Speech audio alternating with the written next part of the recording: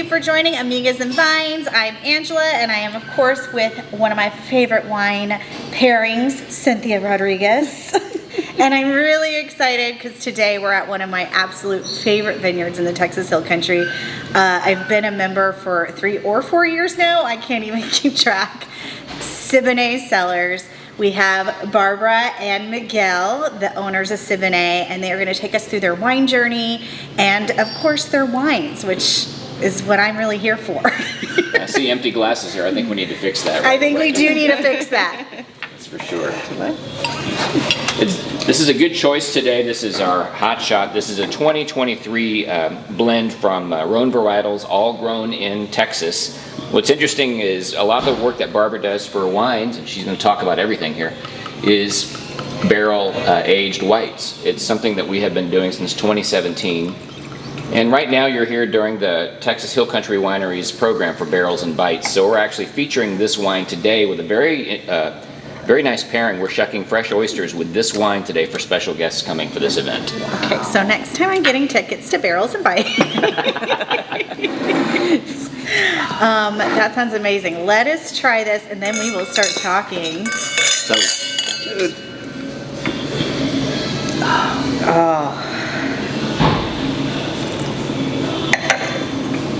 Now, Hot Shot has been on the menu since I've been coming, so it's every year is a different grape, or how does that work? It is always a blend, always Rhone varieties, and it is always a different, at least percentage-wise, a different blend, but it's always Rhone whites, so Viognier typically, Roussanne are almost always part of the blend, and sometimes we have Marsanne, and for the first time, we have those 3, plus a little bit of Picpoul Blanc. Oh, that's why it has, I was going to say, there's like more of a tang to it this time than I'm used to. you're pretty good at this. It's just 4% Yeah. Picpoul. It's a dominant grape, and when you put even 25%, that's pretty much all we tasted in our blending trials for this. Yeah. So a little bit of that lip stinger in there, just to. For sure, I smell the Roussanne. It smells like butter, but it does not taste like it. It's definitely got more of the citrus with like a savory back end. Yes, it completely dries out, which is exactly what I'm here for. All of that high acid, that Picpoul. Yes, definitely turn up that lip sting. I love it. So we're always trying to go for a balance in our wines, of course. Everything in balance. The vineyard has to be in balance for the grapes to ripen properly. That's where everything starts, of course. So that's very important. But we use our barrels also to sort of balance out the acid in our wines as well. So Picpoul is extremely high acid. Roussanne's a little softer. Marsanne is a little bit rounder. Viognier can be pretty high acid too. So our percentages are about almost equal parts Viognier and Marsanne in this one, and then a smaller amount of Roussanne. The Roussanne we also put into new French oak barrels because it can actually handle a little bit of oak. Nice. It's always an interesting circuit to follow how the blends come about, because the Roussanne in 2023 was so beautiful. You made a single varietal out of that and just reserved a little bit for this wine, and yet with the Picpoul it all rounds into a beautiful blend, and we have a single Roussanne that is superb. Oh, I'll have to try that. Beautiful. I come here for the blends. I was telling Barbara earlier when we got here, Quatre Rouge is one of my favorite. That's what I had last night with dinner. And I think I have one of the Cab, the single varietal of the Cabernet in my fridge. I saw that last night too. So it was a toss-up. I didn't know which way I should be going, but I grabbed Either mine. way will work just fine. With the steak, yeah. So tell us a little bit about how Siboney started. We do have to talk about the name. I love the story, and you can see like your story when you visit, from the hats to the scarf. This was an accident. We didn't intend to be a haberdashery here selling hats, but sometimes the wine business gets in the way of the hat sales. So we're trying to work on that. So how did Siboney get started? Well, if you're talking about Siboney itself, you're talking about something Cuban for sure. We have thought about wine for most of the time that we have known one another, because we actually met in wine school, of all places. In Philadelphia, there was a UC Davis grad who was a Philadelphia native, and he had a really strong program called the Wine School of Philadelphia, which I always thought was a great name to call a wine school that's in Philadelphia. It seems like there's There's no confusion on what it is. I did not know there was a big wine school in Keith Philadelphia. Wallace runs a very good There program. is. It's going into its third decade now. He's got a very strong faculty, and he's a very good taster and a scholar in this. He is, and he actually his goal was to create his own teaching curriculum, which is what he has done, and now he has been indicated as one of the top wine schools, and he has accreditation now. Nice. So he's really done well. Yes. It's it takes the time it takes to establish that, but he's doing well. So it was good education. Good education. I was living in Texas. She was actually living in Philadelphia, running a business, raising her daughter, minding her own business. Her only leisure activity apparently was wine at the time, and she was in the class. And that's how we met. So was that a pastime for you at the time, or was it what you wanted to get into? I was just really interested in wine. I think from the time I was 21 or 22, I visited Napa and Sonoma, and I just thought, wow, this is so fascinating. And Ledson was one of your first clubs a long time ago. I found Ledson before, when they were in a trailer selling futures. Oh, wow. There was nothing else there. So I signed up for their wine club, and I just thought it was a fascinating thing. You've got agriculture, you're farming, you're growing these grapes, but you also have hospitality, and you're making beautiful wines, and there's so many differences. And that was when I was just realizing how different wines could be, right? Yeah. I'm still young, but now I'm in business, so I'm going out to business dinners, and people are buying these different bottles, and it's like, oh, well, why do I love this one, and why is this one just sort of okay? Mm-hmm. So I wanted to understand what I was tasting, why I was tasting it, and really that education taught blind tasting, trying to recognize different varietals in your glass, and also where they were grown. So, there were some intensive 8-week programs on just Italy, 8 weeks on Germany, 8 weeks on France. And blind tasting. And blind tasting. Blind tasting scares me. One of the very most memorable classes at Keith's program, he had a really diabolical teacher who worked with him, very learned, and it was blind tasting, 7 wines, and it was really not a taste of wine, it was a test of character. Oh. Because it turned out they were all 7 Merlots from different parts of the world. Wow. That is diabolical. Wow. There's no way you're going to call Merlot 7 We were But going you through saw that going, all this those is... expressions 7 Yes. times over. Yeah. Incredible. And Incredible. there were similarities, but who's going to figure out that that's what they should answer? So No. very shrewd man for that. Incredible.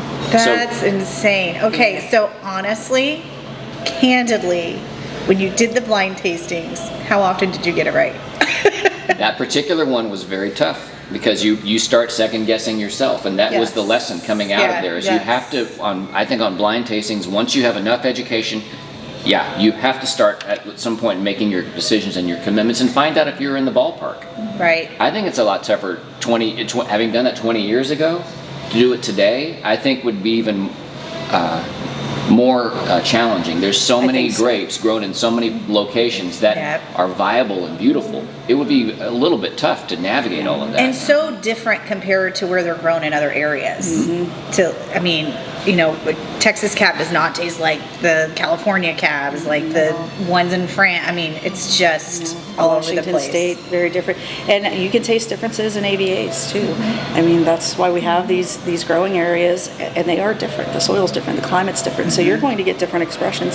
And then also winemaker choices. Because you give 5 of us the same grapes, we're going to make 5 different wines. Completely different. Completely Barrels, time, Yes, everything. everything. Absolutely. I think even in this wine, you talk about Viognier and how it works in Texas, a little different than what we've had from just trying samples from other places. Yeah, I don't love Viognier, but I love Texas Viognier. Nice. And I was very surprised by that, and I don't ever want to be the person that goes into a tasting and say, oh, well, I don't like that. So I didn't do that the first time I had Texas Viognier, but I thought, unfortunately, I'm not going to enjoy this. And I was like, wow. I think getting back into wine, I got back into it during the pandemic, and that was something just trying and having that open mind has taught me. Just try it. Yeah. If you don't like it, it's fine. My mom's always afraid to try things that she doesn't like because she doesn't want to dump the wine in front of the winemakers. And it's not insulting, it's Not fine. at all. In fact, please dump wine because I have to drive you home. That's good advice. That'll work. You gotta try though, Yeah, and that's no. what we tell everybody. If you don't think you like wine, just keep trying it. You're gonna find one. Oh, and we have folks that come in, we work with some Italian varieties and, but the expression is going to be different in Texas than Italy, especially if it's northern Italy. And have some folks come in and, well, I don't like that. And I was like, you know what? This isn't an Italian wine. It is a Texas wine made with Italian grapes. So he tried it and he's like, oh yeah, I do like that. Yeah, it's different. You just have to, give it a shot. And it's okay if you don't like it. Exactly. That's why we have all these different options. Barbara's a complete winemaker, if I could just say it plainly. The tasting card that we put together is as if you were hosting an event at your home. Mm-hmm. We always like to think about you having a welcome wine coming in, then perhaps something like this, because we have the Texas Gulf Coast and you have a lot of seafood. You can do ceviche. We're shucking oysters today.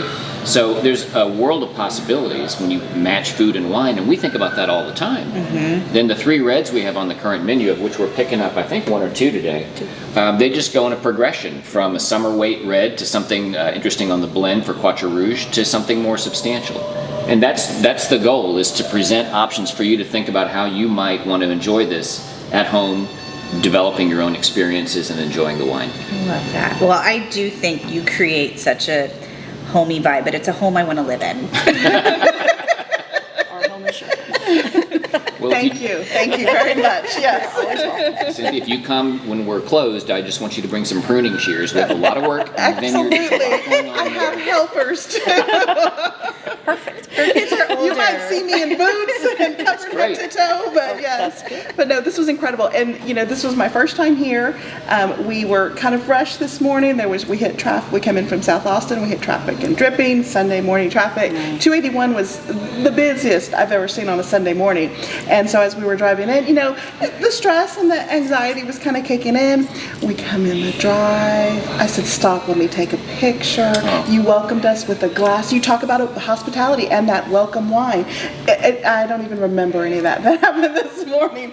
But yeah, thank you so much for having us. It really is beautiful. This is my first time here, and we are just completely blown away. I keep hearing about hats and coffee and cigars, and I came for the wine. So thank you. Well, I stay for the wine.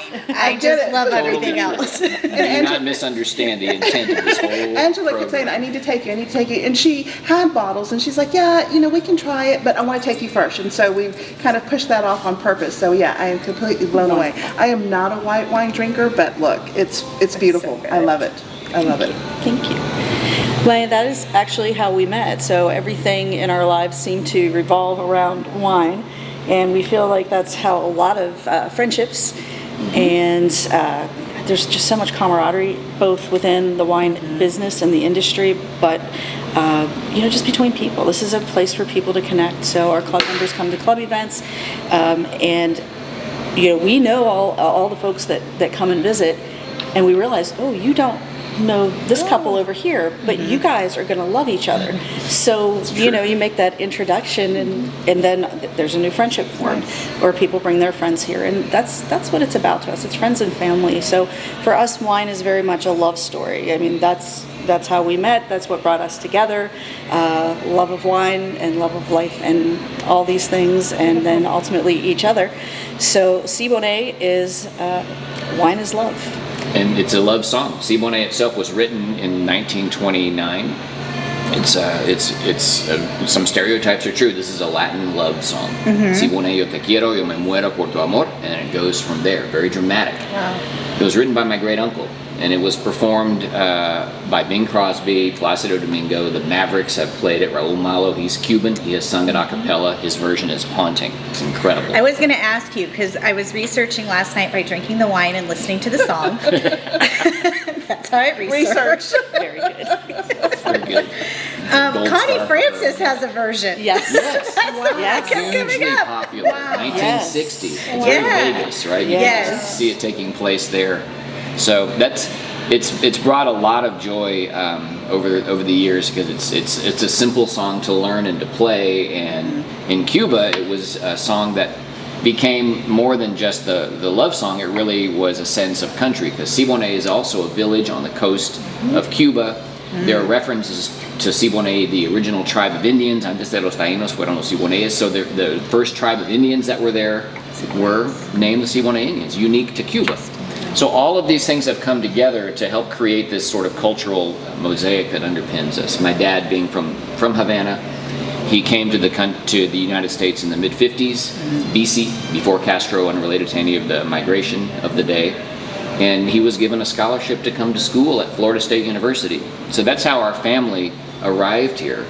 And then one thing led to another. The Cuban Revolution happened, and it changed many things for many Cubans. He changed his major. He became a political scientist. He became a U.S. citizen, sponsored by a Texan.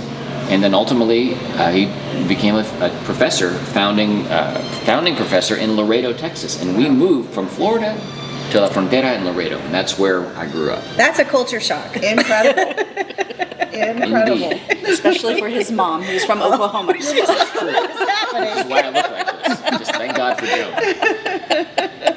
So you came in from the business world. How did you get into wine?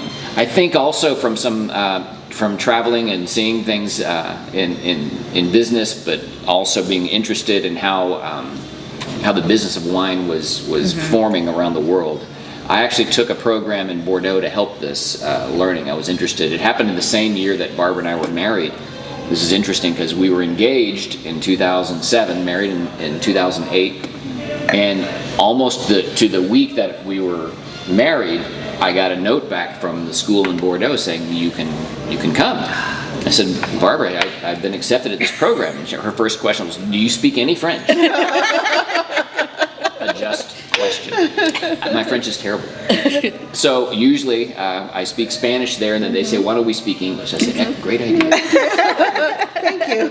Un peu français. Just a bit. That's what I remember from speak my French class. Restaurant French. So I studied for a year in Bordeaux.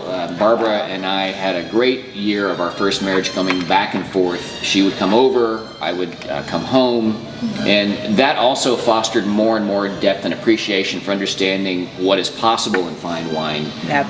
The people who are producing and making wine and their earnestness, the commitment of many families for generations. You meet families that you hope are always going to make wine. 7 generations, and their daughter is the first winemaker from that family the year that you get there. That's really significant progress to see these changes that are happening all over the world in wine. We have in Texas some amazing women winemakers. Yes. And Thank you. obviously Yes. including yourself. Yes. It's just incredible to see. And I've asked, are other regions this prolific with women making the wines? I think it's starting to be more common. There used to be articles written about why aren't there more female winemakers, and kind of the answer was, well, because we're 5'2" and we don't have the upper body strength to lift all the things. And I said, well, that's why we have cellar workers. Yeah. So I don't even do that part. yeah, I'll do as much as I can. I can drive a forklift. I can do all those things that I need to do, but it doesn't mean you have to do it by yourself. So I think we have seen a lot more women coming into the Texas wine program really within the past 5 years, Yes. I think, True. Yes. and more young women coming into it. So not old people like me. Yes. Like us. But it's really refreshing. And actually, speaking of that, talking a little bit about our label, we talked about what Siboney means. This is actually a little rendering of the coastline of the beach of Siboney in Cuba. And we were looking for, something original to put on our label and something that meant something to us and meant something to Siboney. So one of the other aspects is this little picture here, which is taken from an original photograph that Miguel took when he was in Bordeaux. And it is of a bud break on a very old vine. Oh, how beautiful. So we wanted to use that, one, because it's a beautiful photograph, but it's also symbolic of you can have regrowth, renewal at any time in your life. Beautiful. And we were starting this a little bit later in life. And then we wanted to frame it in something, so we spent some time, and then we finally found in Havana this church, and their stained glass windows. Just hold this up here. Take a look. This is the Cathedral of shape. Havana, St. Christopher. Yes, St. Christopher. And it is a barbed quatrefoil, which is on a lot of missions. So we decided to use that, and instead of stained glass, we would put that bud break in there. Oh my gosh. This is how everything comes together then Yes. for us. The attention to detail and the stories you all tell here, just like I said, I feel like makes it so much more special when you come in. I mean, also not to mention how good the wine is. Time definitely slows down here, and to appreciate that, yes, That's definitely. great. Thank you. That's what we like. If you have time for us, we have time for you. And we get so much energy from our guests. We understand so much about what it means to have wine in Texas, to produce at this level, to try for something as strong as we can produce, as high aspirations as we can get for what is possible in Texas. So from Philadelphia, what brought you back to Texas? We moved probably several times. We had a We did. stint in California, then we went to San Antonio. I was following a career trying to get into wine, but getting into wine is not always a straight line. Unless you're really born into it, you can come in and out of the industry a lot. And to its credit, the wine industry is huge. Almost any training that you have can apply somewhere in this business. Getting to where exactly you want to go, that takes time and commitment, and you have to go in and out. I came in 2011 because somebody handed me a bottle of wine from William Chris Vineyards in 2011 in San Antonio, and it had the beautiful pencil sketch label, and it said Malbec, Texas Hill Country, and I said, this is a hoax. There's no way somebody could be this beautifully understated on a label, first of all, in Texas. We're not known And for what is that. high? Where is high? How could this possibly be true? And Malbec in Texas? Come on, forget it. So the next day I drove out to see for myself what was here. And Bill Blackman and Chris Brundrett were in their winery. They were bottling. And one thing led to another. And I said, tell you what, guys, I would like to work as a consulting services for marketing and for tasting and email and anything that I can do to help you. Whatever number you say back to me, I'm going to say yes. I quit my job the next day and started it as my first project supporting William Chris.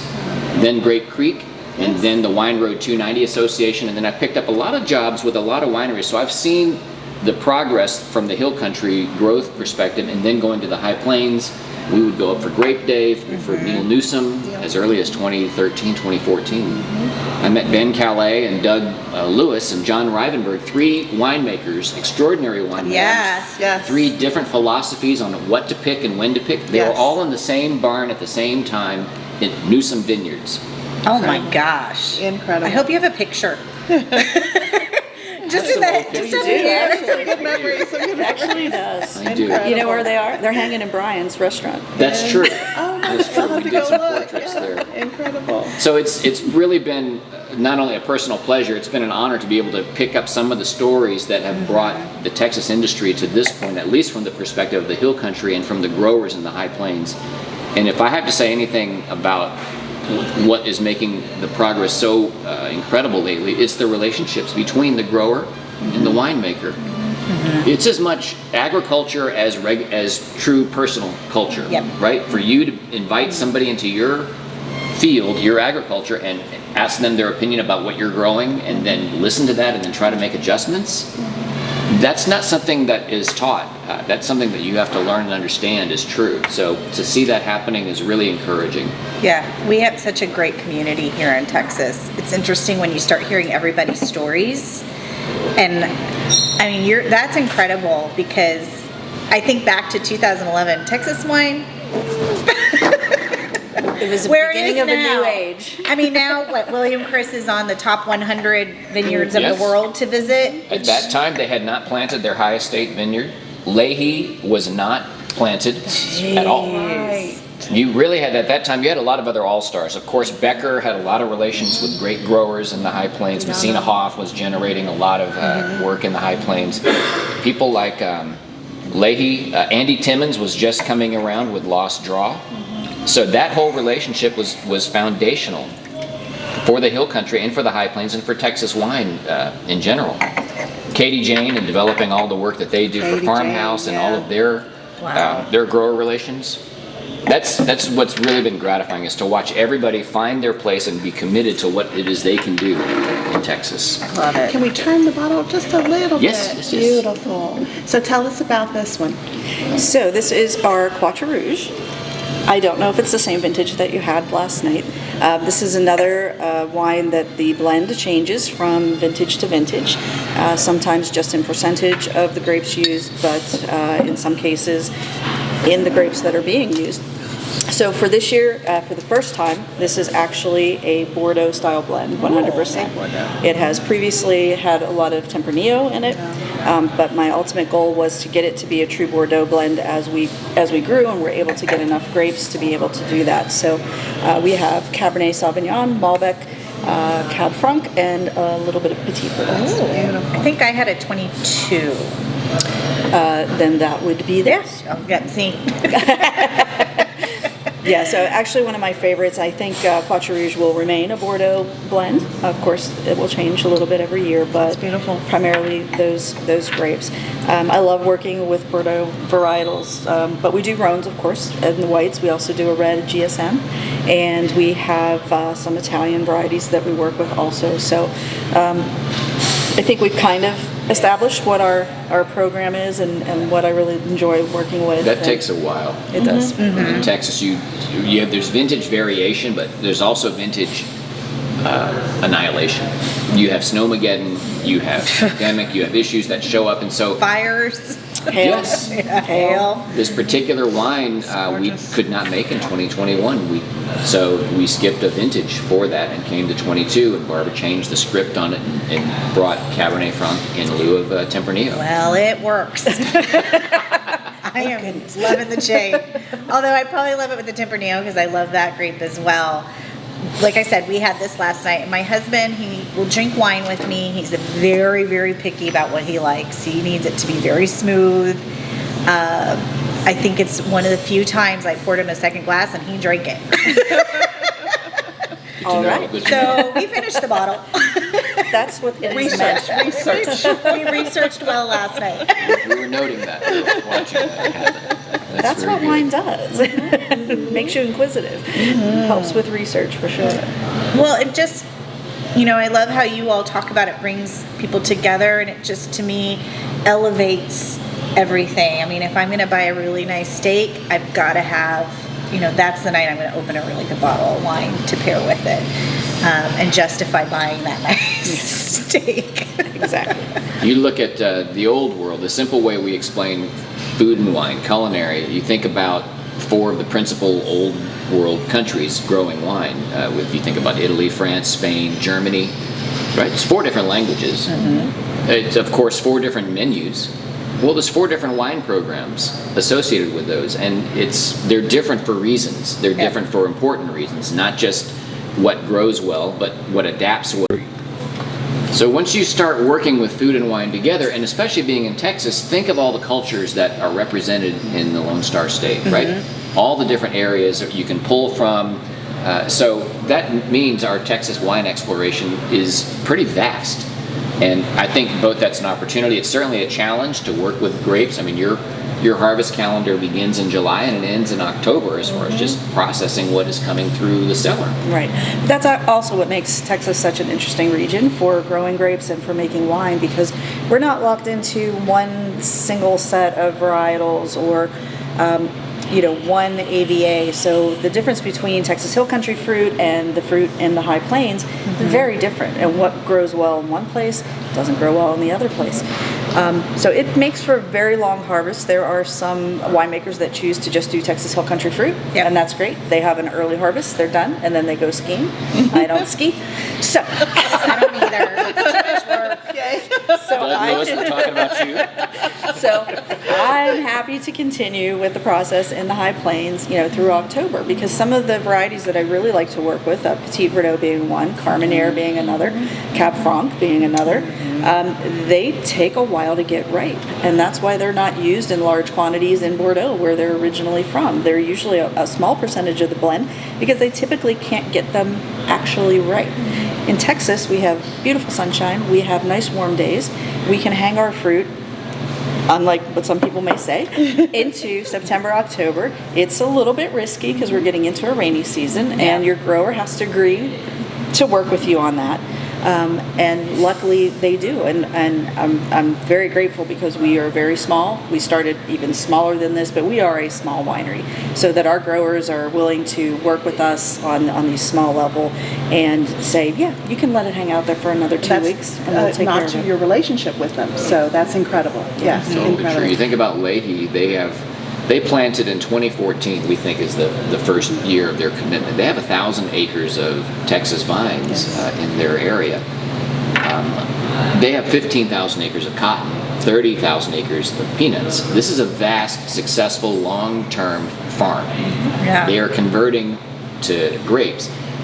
They have no reason to pay attention to us, coming into 2017, 2018, just wanting a ton or two of grapes. And yet they have been so responsive. They have visited us here. We have made many wines with their grapes and blends and single, and they come back to us all the time with opportunities to do custom planting or additional harvest dates. Wow. And Barbara's footprints are all over that zip Incredible. code up there. Incredible. That's a nod. That's a huge nod to you. We work with some amazing growers. Leahy is definitely because of the vastness of their plantings. They have varieties that nobody else has. So to gain access to that is really wonderful. We have some other great growers for our whites. We're usually working with Bingham. We've also worked with Nara, and we work with Chalice Vineyards, which is a smaller grower, a relatively young and newish grower in Meadow, Texas, so also in the High Plains. And we don't have it here today, but his fruit is in this blend, as a matter of fact. So this is his Malbec that he grows, and we wow. do that also as a single varietal, which is I've had fantastic. it is really good. So he's young, and he's been doing some special plantings for us as well. So he planted the Pickpool. That's where the Pickpool comes from. He's planting Syrah for me, Petite Syrah. So some things that are sometimes a little bit harder to get. And now I have my own little. And then you all have Plot. estate grapes too, right? Very true. What's outside? Well, we have some wonderful partners who are with us, Bill and Marianne Waldrop. We met our partners in 2015 at a wine journalism program Oh, wow. in Texas, of all things. Becker was hosting an event at Boot Ranch, and I was obliged to attend as a photographer, journalist, but I couldn't go that day. I think at an engagement shoot, but Barbara went, and she sat next to Marianne Waldrop. And on the tour, they hit it off, and they were interested to support a program in Texas wine. And over a couple of years, we developed this idea that maybe we could develop an estate winery, an estate vineyard. That was our interest. We had our first 2 years in Dripping Springs with Hawk Shadow, which I think you know. They're just one of the best families you could be involved with for Barbara's first 2 years of production. We came here in 2019.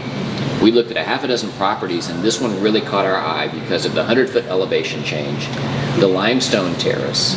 Once we cleared the cedar, it revealed this beautiful space there with an oak forest in the center of it. And it's not the smartest idea to plant a vineyard around a forest. I would stipulate this. You attract all kinds. You have to solve other problems. But we didn't want just a monoculture of grapes at any cost. We really wanted a hill country culture. So that's what we have established here. It's a beautiful space. We did choose to plant Merlot. We were advised and worked directly with Bill Blackman on this. Okay. Again, from the relationships from the old days, he helped us design, install, and grow our first 3 years to get the vineyard established. It's true, because you're right off 290, but you don't feel like it at all when you come out here, because you don't face the highway, you face your beautiful grapes, and then you have that gorgeous upstairs that I've taken advantage of many times, Yes. and you have a gorgeous view back there as well. It's just one of the most relaxing, and like I said, hospital. And you also have people who work here that they know you when you walk in as a member. And you keep saying you're a small program, and I walk in here and I don't feel like it. It's like this space is beautiful. You have a vast array of wines to choose from. But like I said, you walk in, people hug you, they know what you want to drink. You bring your dog, they'll bring a water bowl for the dog. Like, it's just the little touches. The only sweet wine on the property is in the hummingbird feeders. That's it. So we have those right outside. I think you have to also give a nod to the genius of the architect designer for the program. They had never built a winery. Barbara and I understood what we wanted for service, how we wanted it to work for production, but they tied it into this property. Once we identified that front field for the vineyard, everything else was a matter of how to do full service production, aging, and hospitality in a single structure. That's what gives the building its purpose. I love it. I love it. This is barrel room, serving, piano, sitting. Yes. This is everything here. This is definitely full service. And there's a number of unusual elements to it also. You're looking, I don't know if you can see, the camera can look at this. This is called Oxoline. This is a French barrel racking system we found in Saint-Emilion. It's unusual because the barrels are on rollers. Oh, wow. And this particular barrel is a waiting assignment once we put wine into it. If you imagine putting a Roussan in there where you want to stir the lees and keep it in suspension for the first couple of weeks, that's how you do it instead of putting batonnage wine in it. Oh, it's fantastic. So it's functional, it's intimate, it's French, which means it's very particular on how you had to set this thing up. The French. instructions Are in French. Please tell me that your Bordeaux did not help. Zero. Of course, it's printed for French margin, so your printout of your charts is all over. There's one component that is electric, and you think it was wired for U.S. spec electricity? Oh, No. my no. Thank God Barbara can change electric plugs now, so that's part of her training From kicking in. winemaker to electrician. I've learned from my winemaking mentors many tricks. You do have to wear a lot of hats in the wine industry. Yes, more than I ever imagined. I think that's actually what made it even more attractive. It's like, oh, I have to strap down grapes on a trailer and haul my fruit. I have to drive my forklift. I have to. Okay, let's give this a go. It takes a very special person to want to actually own the winery. I went to work in one eventually, just selling it and drinking wine. Both admirable At the same time, yes. ways of participating in the wine industry. I feel like I would sell it a lot more if I had it with you. I think it's true. But we are also in the hillside, so we didn't want to just be on the land. We wanted to be part of the land, and we were trying to find a way to really help maintain low temperatures for aging the wines in this barrel cellar. Not easy to do in Texas, and we have found that being into this hillside has made all the difference, especially in the middle of summer, of course. But that explains your loft. Right, so you go up the staircase there, and then you've got this beautiful view over the barrels and a walkout sunset terrace to the highest point on the property. Beautiful. I need to come at night. Oh, sunsets are I can't even imagine. pretty special. I have been here at sunset because I just stayed. Perfectly fine also. I'm like, oh, the sun's setting now. That happens. We have Might be time to head home. There's a beautiful seating area upstairs outside under an oak tree that directly faces the sunset, and there are a few times where we think everybody's gone, and we've looked around, and then all of a sudden we're like, oh no, there's people up enjoying the sunset. It really is a property that can be developed over many years also, and wine does take time. The French have it right. They say wine is easy, it's just the first 200 vintages that are hard. Yes. Exactly. But luckily, we have learned a lot from the French. I think, and Miguel's time in Bordeaux opened up some opportunities for us to talk to a lot of different wine growers, and we've continued to do that over the years and maintain those relationships. It also allowed me to meet some folks and gain an invitation to study winemaking in Bordeaux. So I participated in a master's level program a few years ago there, and that was really spectacular to look at the French concept of both vineyard work and how they make their wines, and even making wines that I will never be able to make, like Sauterne or different regions where we really can't grow fruit like that. But very eye-opening and really educational. They're so rooted in history and kind of the old world style of winemaking, and I love that. But they're also very much paying attention to technology and what they can do to even improve. So they're not just resting on their laurels. And there is respect for the old world, those Yes. philosophies, absolutely. But moving forward, you have to pivot. You have to at least be open, and they are definitely moving. Yeah. That's Absolutely. exactly true. They really are focused. I think the word is precision. Yes. They look at their vineyards, and they might have a very substantial 75-acre vineyard. They are now doing 1 plot per tank fermentation. So you're talking about 75 small tanks, custom made, often to the size of the harvest they expect, because they've had years, decades, centuries of experience harvesting that way. Wow. So this precision is how you think of Chateau Margaux. It already was making 100-point quality reverential wines for decades. How do you improve on that? Yes. It's precision. It's moving to the details to get something even more perfectly done. Those lessons are not lost on anybody. Okay, what's in our glass? So what we have is our 2022 Petit Verdot. This is from Leahy Vineyards as well. This is the Petit Verdot that was in the blend that we had before. I think it was like 2% or 4% in that blend. Again, another grape that has a tendency to take over anything that you put it in. It is a beautiful color. Yes, it's got beautiful gorgeous. legs. It's smooth. It's one of my favorite varieties to work with. And anybody who's not familiar with Petit Verdot, don't be fooled by the word petite. It is a very big wine. The berries are very small. Thus the name. So to the give me a minute. tiniest berries. That's incredible. Incredible. This one, this Is makes this me in my think wine of membership velvet. pickup? Is this coming? Yes. Or I have to add it in. It's fine. Either way. Yeah, but this is definitely, it's on the bigger end. We like to, move through our tastings from sort of the lighter styles to the heavier styles. But I think it's a really great representation of something spectacular that we can do in Texas. So I want to get into some of the other special things you do that's very Cuban. But you had mentioned you love working with Petit Verdot. What are some other grapes that excite you, or what's coming up that you know that's going to excite you? I'm very anxious to get back into Carmenere. We have made it in the Carmenere. past, and it is fantastic.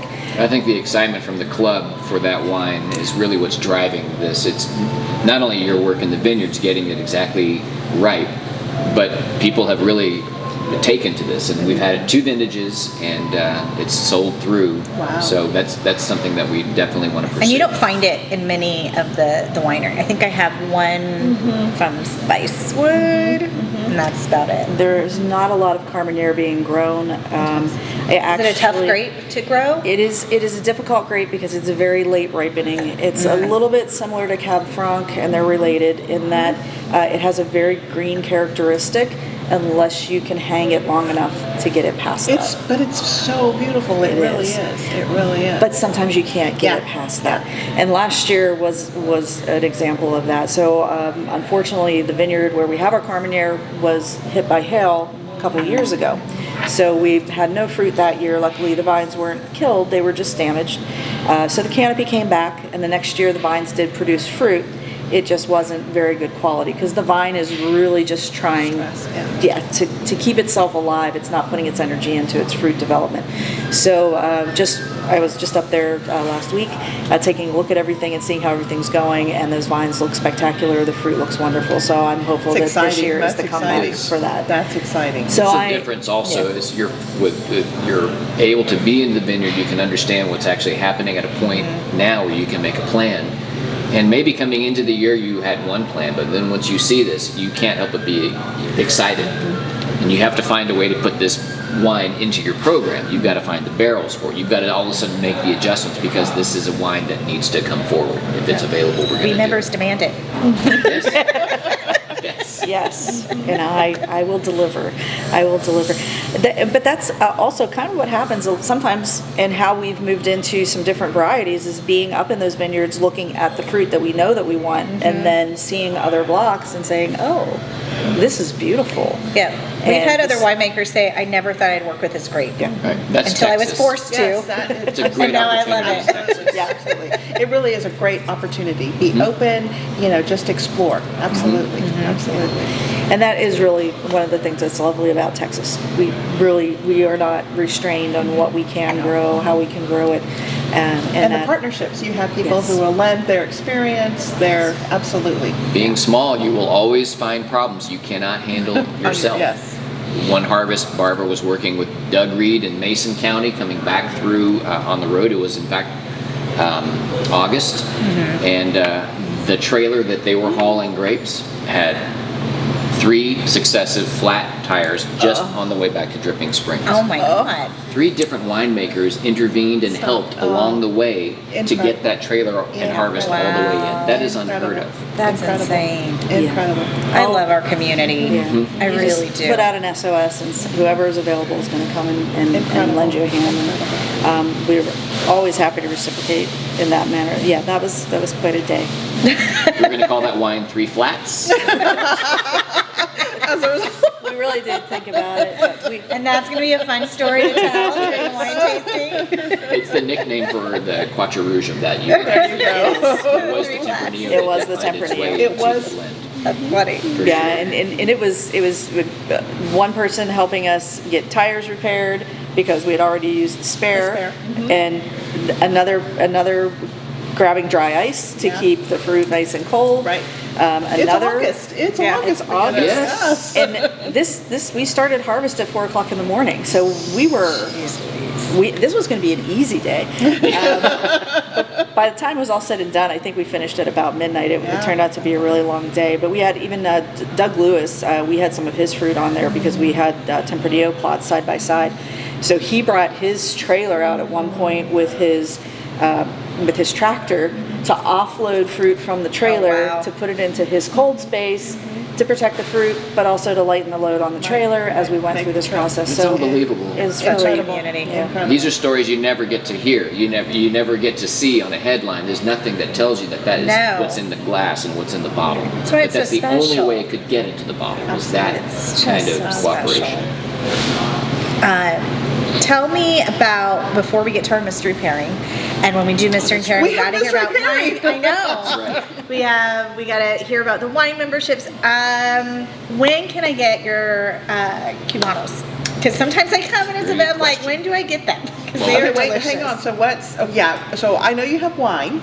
What else? Well, we have we are not a restaurant, but we do have a culinary program, and it was born from the idea of this full experience in tasting. The first thing we developed was we call it a culinary board. It's a charcuterie board, but there's nothing from a wrapper of HEB that we're peeling off, and we love HEB. But really, we are hand selecting and cutting everything and curating the board here. We've done that for over 3 years. It's a substantial board. It's great for pairing. It features many original ideas on the board. Nice. And then we took another step. Father's Day of 2022.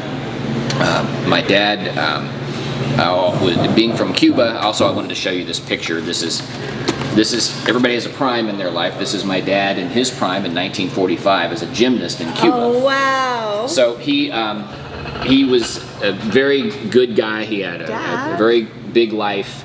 And so for Father's Day, our first one in the building, I wanted to roast a Cuban pig, lechon. Yes, style, yes. and host a little domino tournament. And we had maybe 25 people coming to that event. So it was really wonderful.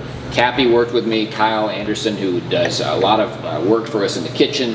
And we made a great day of it. Leftovers the next day became our first Cuban sandwiches. Which is traditionally what you do. That's what, absolutely. Nothing goes to waste, absolutely. And then people caught on to that. They were interested and they wanted more of that, and that was kind of shocking. And then so we developed a program to offer Cubanos. So we have them Monday, Thursday, and Friday. Okay. So I have to come up during the week. Got it. Done. We roast the pork in house. you, We have so our good. own mojo for that, and the bread comes from a Cuban bakery. So What we do you have it pair ourselves. with the Cubano? Rosé that she has developed this summer is ideal. Our Rosé video we've had in There the you past. go. I Barbarinho. Beautiful. Yes. Beautiful. The GSM pairs as well. I think the Trio Nice. Rosso. We have quite a few things that'll pair with it. Like the plantains. Yes. Plantains as well. Quitas are there. That's Yes. good. Yeah. So we have continued the tradition of the pig roast also. So once a month we host a full-blown Cuban domino tournament in this space. You do it every month. Every month. Yep. We've roasted 36. we need to We've go. done 36 lechons in 3 years. Wow. So this is we always say we don't really compete against other wineries. We just compete against what is possible for us, what we are capable of doing. And this is something that I'm very proud that we've been able to continue this tradition. This Father's Day we had 60 players, 75 people for lunch, and it was a superb day. We have a Cuban guitar player who shows up and participates with that. So it's become something that we plan for, it sells out, and then we have a full calendar of it going every month. Oh, how fun. So incredible boards and cubanos. And What else? cigars. Well, that's true. That's a whole other story. Before I touch on that, though, we did add to the menu empanadas from Argentina, oven baked, Okay. artisan made, sensational. They're really great. So that helps us on days when we do not do Cuban sandwiches. We do empanadas on Saturdays and sometimes on Sunday for that. And those are beautiful. That we did a tasting with the chef. He brought 20 varieties of empanadas out of 36 that he had. So it became apparent this man is very skilled at putting together distinct empanadas. So that's what we also feature. We had searched for empanadas for years, and as soon as we tasted And those, where's he from? he is The Patagonia, he runs a restaurant in Houston. Interesting. And then he has a Incredible. small bakery also called Little Patagonia in Austin. Nice. So Sebastian's a great man. He has a great team there, and we've been working very happily with their empanadas. Incredible. Incredible. Wonderful. Well, do we want to get ready for mystery pairing? Mystery pairing. Let's do it. Let's do that. We always do a mystery pairing. This was Angela's favorite idea, and so we do it every episode. So I was in charge of the mystery pairing, and I picked one of our household favorites, which is the Nutty Buddy. It is just a classic Nutty Buddy. It has peanut butter. That makes me think that it's slightly healthy. It's covered in chocolate and wafers. So tell me, what would you pair with Nutty Buddy? This Love is a the high Little Debbie. protein snack we got Little going. Boy, that takes us all the way back to childhood for Yes. sure with Little Debbie, Nutty Buddy. I think there's really only one answer for this. When you are ever in doubt for something that is going to be sweet but interesting like this, I think you always pull sparkling. Yes. And in this particular case, Barbara has 3 different sparklings. This is called Bianco de Blanco, which means white of whites, but really it's our play on words. Bianco is Italian for white, and Blanco County is where we are. This was Barbara's first white sparkling wine produced right here, in fact, for Siboney. This is Trebbiano. This is from a vineyard up in the just north of, just north of the Hill Country AVA, right? Yes, Okay. yeah, just right outside of the AVA boundaries there in Goldthwaite. And okay. Trebbiano is a very lovely Italian grape. It wasn't one that I had really planned to work on. And when we made the base wine, I decided that it should be bubbly because bubbles are so much fun. Beautiful. You can tell it's Wow. going to be beautiful because look at the amount of bubbles. I've heard that means it's a good bubble. When you have a lot of good bubbles, It's a good bubble. you got a good bubble. It's a good bubble. Beautiful. This is Beautiful. second fermentation in bottle, so method champenois. Even though it's under a crown cap, it continues to develop. Yes. Okay. This is vintage 2021. Beautiful. Wow. Still growing. And you don't have to swirl, but I Beautiful. always forget that. Salud. Salud. I really like it. It's just so good. Okay, I have to get on this pairing that I can't wait. That's beautiful. All right. Oh, that's beautiful.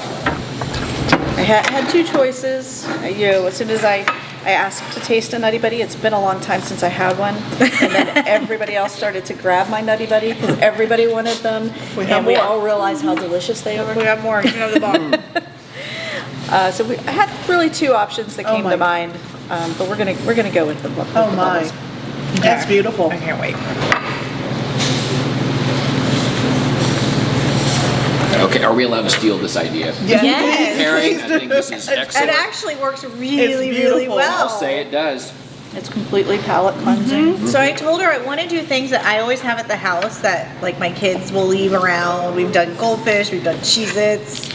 I love Cheez-Its. This might be Hot and spicy is the only cheese that you will eat. The hot and spicy Cheez-Its pair really well with our rosé. Oh. I'm just going to put that out. And my kids won't eat the hot and spicy Cheez-Its, so they're all mine. I like this. The pairing, oh my gosh, over the top with the peanut butter and the chocolate. I feel like we're having a fancy like steakhouse dessert Yes, now. this is incredible. I really do like this. This is the versatility of sparkling too, because there's no better introduction to a wine day than to celebrate opening a bottle. But it's a great finale, also. You know, it can reset you for what's next. Absolutely beautiful. This is beautiful. I haven't had this one. I thought I'd have every wine. It is Apparently beautiful, not. and it's 2021. This continues to evolve under Crown Cap, so it's. I think it's still rising. I mean, this has years to go. I love it. And as you're in Texas, you always have to find more whites that you will enjoy. Absolutely. It's, you know, we're What just a fun hot. idea. This is really great. And you opened up our eyes too to be able to do it like this. This is a little nervy, and I like it. So looking forward, tell us what's coming up. Well, we have we keep an energetic calendar at Siboney. We know everybody's busy, so there's no way that they can come anytime we just do 1 or 2 events. So we actually put the space to use. It's a beautiful place to be, Blanco County. It's not as busy as Fredericksburg. I think, in fact, if Barbara's Wine was in Gillespie County, we'd be out of wine. And we really love this, being able to have experiences and having time with you. So this suits us great. So we do a number of events here. We talked about the Domino Day. But we have on August the 10th, it's the anniversary birthday of Ernesto Lecuona. So we have done for 3 years Ernesto's birthday bash, and we bring in a concert piano player, pianist, and Lauren Martinez is returning to Siboney. She's going to play the White Grand right there and be able to perform for us. We're going to have arroz con pollo. We're going to do a special brunch for that event as well.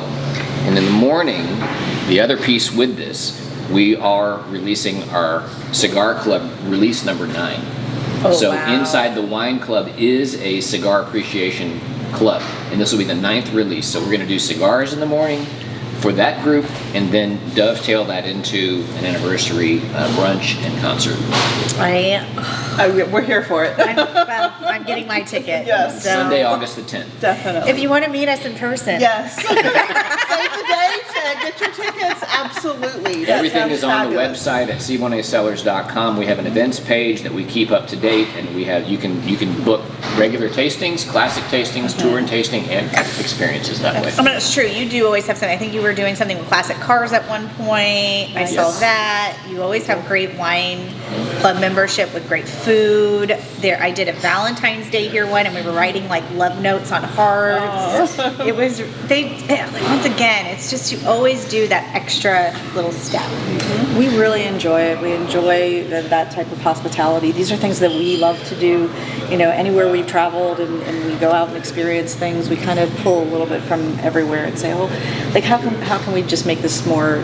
It's just family, it's friends, and it's just getting together and sharing time over some delicious wine and food, and Incredible. that's what it's all about. Incredible. My first time here. Thank you for extending the invitation to us. Incredible.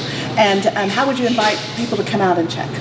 We would love for anybody to come on out and visit us over the age of 21 for wine.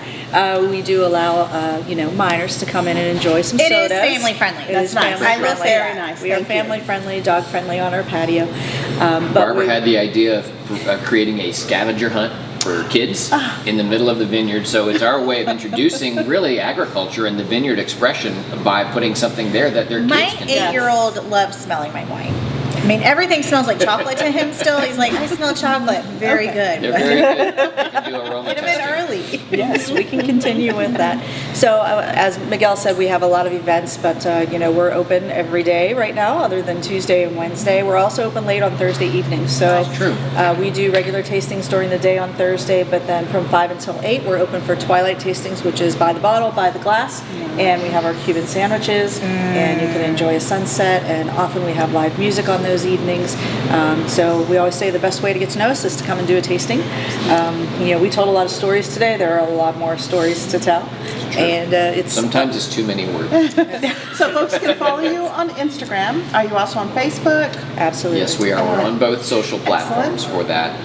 We have an active website that we keep maintained, and we did just join the Texas Hill Country Wineries Association. Wonderful. I think this is this for us. It took some time to feel like we were ready to do that. We don't want to get ahead of ourselves on a lot of programs, but this association represents the Texas wineries in the Hill Country. There are many outstanding wineries, winemakers, and tasting rooms and vineyard locations represented there. And like I said, we are doing their first event is this weekend, and that's what we're doing in just a few minutes. We've got a couple of guests coming, and we're going to do a 3-wine, fully paired tasting to showcase Barbara's work with barrels, and then of course she went the extra mile. And if you go to the production area, you'll see an exploded barrel to show you all the components for that. And she has a Gotta see very what's inside the barrel. Yes, yes. This was incredible. Thank you. And so do you have a newsletter for folks to sign up for? They can get information on Wine Club also at the website, correct? You're very good at this. Thank you for that. Excellent. We do have a contact form on the website. We do receive lots of interest for people walking in. We do take reservations, and planners rule the world, so it's a good idea to make a reservation and book so we can I devote agree. our best resources and time for you. There are times you will walk in here and it is packed. So I always, even though you have a big space, I always recommend reservations, and you do not want to miss out. I really want to thank you all just for being part of the Texas wine community. You all are part of what is elevating us. I hope everybody comes out to 290 and tries Siboney. It's just beautiful. We can cheers. You already finished I'm your good. glass. Yes, I'm good. Thank you. There's no reason to That's wait. how good it is. It's not going to go to waste. Thank you all so much. Beautiful. Cheers. Thank you. Cheers. Cheers. Good to see you Thank both. you. Thank you.